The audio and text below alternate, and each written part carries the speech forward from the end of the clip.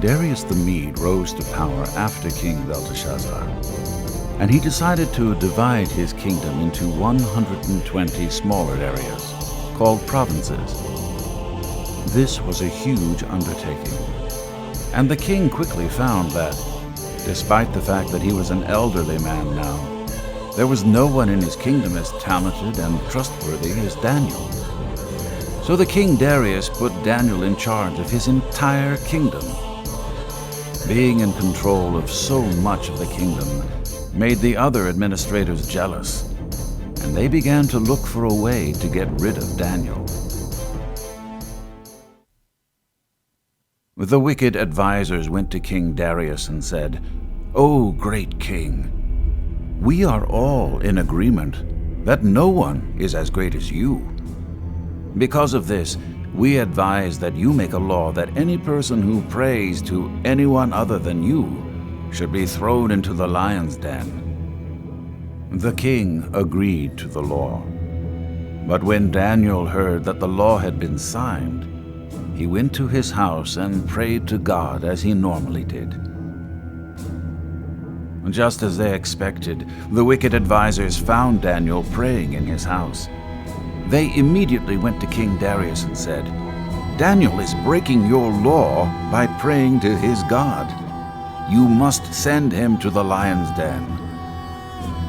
The king was heartbroken, and he spent the whole day looking for a way to save Daniel. But the law couldn't be broken. The king gave orders to have Daniel captured and thrown to the lions. The king told Daniel, "May your God save you." After Daniel was thrown into the lion's den, a stone was brought and placed over the mouth of the den. King Darius sealed the stone with his own royal seal and the seals of his nobles, so that no one could rescue Daniel. Then the king returned to his palace and spent the night fasting. He refused his usual entertainment and couldn't sleep at all that night. Very early the next morning, King Darius hurried out to the lion's den and called out, "Daniel, servant of the living God, did your God rescue you from the lions?"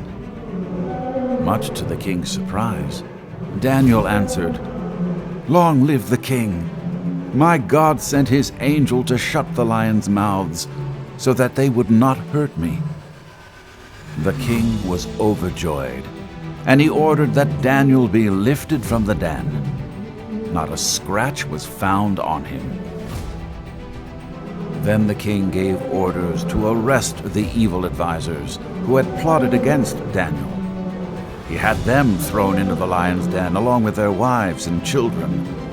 The lions leaped on them and tore them apart before they even hit the floor of the den. Then King Darius sent this message to the people of every race and nation and language throughout the world: "Peace and prosperity to you. Everyone in my kingdom should tremble with fear before the God of Daniel, because he is the living God, and he will endure forever. His kingdom will never be destroyed, and his rule will never end. He rescues and saves his people. He performs miraculous signs and wonders in the heavens and on earth. He has rescued Daniel from the power of the lions."